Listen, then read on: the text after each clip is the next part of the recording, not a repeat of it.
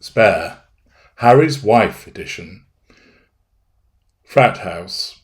Hello, I'm H.G. Tudor, continuing my analysis of Spare, which includes the fact that the spider has wandered along, both in terms of being written about and also making her presence felt by clearly dictating to the hapless Prince Harry what he needs to say about the early stages of their relationship, giving it the old Mills and Boon gloss, to ensure that people believe that she's an amazing, wonderful person who has transformed his life. And she certainly has, but not in the way that he would necessarily have wanted.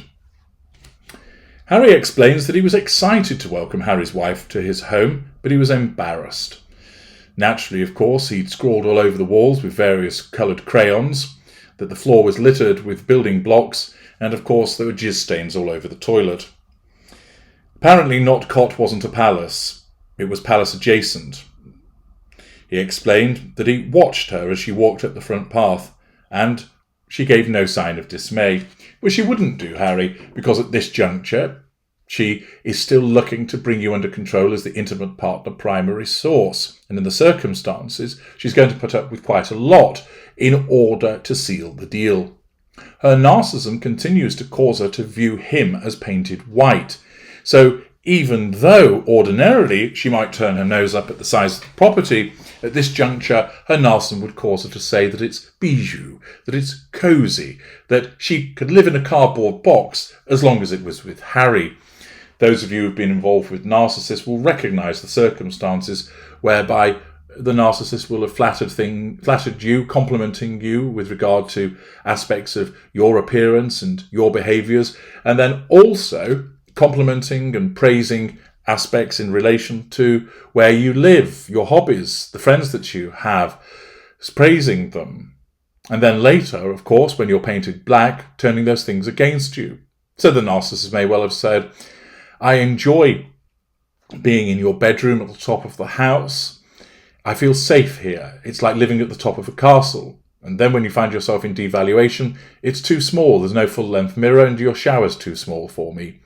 And you're left thinking, well, you never complained in previous months. What's changed? And the fact is, what has changed is that you were being fed a lie as part of the illusion, and now you're in devaluation, so everything about you is viewed through that lens of disappointment and treachery.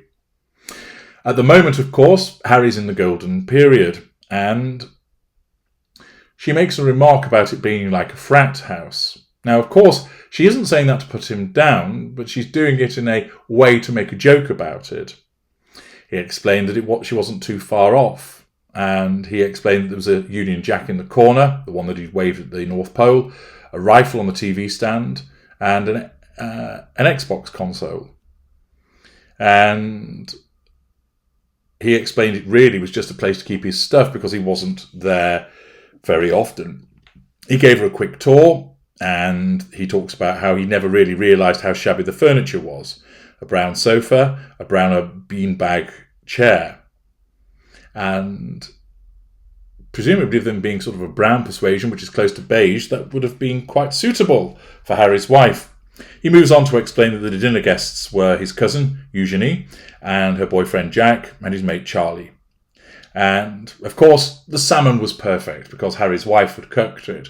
Indeed, salmon had never been cooked so well in the history of culinary expertise ever, and everybody complimented her on her culinary talents. They also, of course, devoured her stories. They wanted to hear all about Suits and her travels, because, of course, she was Marvellous Harry's wife, who everybody admires. He explains that they had the wine and then on to the tequila, and that Charlie gave him the thumbs up about Harry's wife, and Eugenie hugged Harry's wife. And he thought to himself, well, if meeting the rest of my family goes the same way, then that's okay, and we're going to get home free. But unfortunately, at this juncture, Harry's wife seems to have overindulged because she complained that she got an upset stomach. So she went off to bed, and he saw the guests out and tidied up a bit, and then he woke up at 2 a.m. hearing Harry's wife barfing her guts up. And it was really being really sick, not drunken sick that he'd imagined. Apparently it was food poisoning. And apparently it was as a consequence of the squid that she'd had for lunch. And then she said, "Please tell me you're not having to hold back my hair while I'm vomiting." And he said, "Yes, I am." Oh, once again, if this actually happened, of course, this is demonstrative of his empathic traits and signals that he's the right type of victim for her. But also, of course, it has to be relayed in this way to demonstrate what a special bond that they had such an early juncture, that as she's indulging in a conversation with a great white telephone, he's there rubbing her back as she chunders and engages in technicolor yawns. And of course, he then thought, well, he put her to bed. She was weak and near tears, and she said that she'd imagined a very different date. And he said, well, stop, taking care of each other, that's the point. And he thought that's love, though he managed to keep the words inside. Ah, he's smitten. Then, before she went back to Canada, they went to Frogmore Gardens for a walk. It was a favourite spot of his. They chatted about Eugenie and Jack, who they loved, talked about her work, talked about his work, but mostly they talked about the relationship. And then they got into the car, went to the airport, and as a consequence of that, he dropped her off there. He explained that they both had long-distance relationships and they'd been quite hard, and you had to fight the distance, meaning there was lots of travel involved. And, of course, his movements attracted more attention, more press. All of his bodyguards had to be shuffled. The burden would therefore have to fall upon Harry's wife, meaning that she would be the one crisscrossing the ocean, while still working full-time on Suits. Naturally, of course, she would go along with this, because it was still in the golden period, and her narcissism would deem that it was an appropriate sacrifice for her to make. Soon after that, apparently Willie and Kate invited him over for dinner.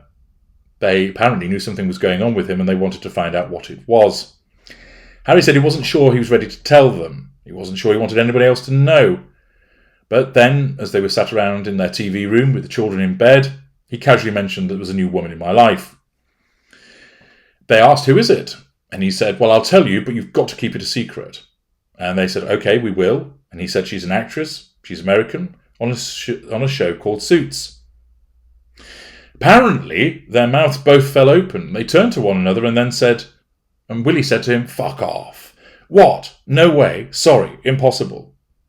And then, lo and behold, it would transpire that William and Kate were regular, nay, religious viewers of Suits. Again, I see this as a revision of history, which Harry's wife wishes to include to say, oh look, they watch my programme. They were besotted with me. And of course, Harry then says, well, I've been worrying about the wrong thing. All the time they thought, he thought I was worried about them not welcoming her into the family. Now I'm more worried about them hounding her for an autograph.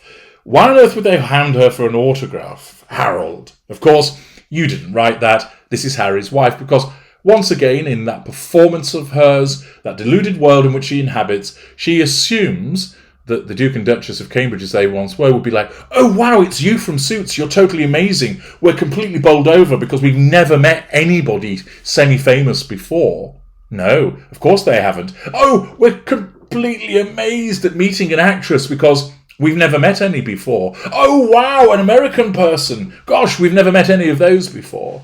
But of course, in Harry's wife's deluded mind, it's all absolutely fantastically amazing for them and they want to get autographs from her. Absolute hogwash. Apparently then they barraged him with questions. He answered them and he said that he couldn't wait for them to meet them and he wanted all four of them to spend a lot of time together and to become a foursome. And apparently William had warned him, that might not happen, Harold, and you've got to be okay with that. But Harry was feeling optimistic because he thought it was going to happen, but he still told him to slow down. And he said, she's an American actress after all, Harold. Anything might happen. Of course, this is his brother explaining you need to take things easy, a bit slow, sage advice. But of course, Harry wasn't going to listen. And instead, he felt a bit hurt by this remark. And of course, this is demonstrative of his emotional thinking that this slight warning that his brother gave him didn't get through. So, William and Kate now know about Harry's wife, and we have all of the baloney about them being swept away by the news that it's her. But now it's on to meeting the Queen. Join me there.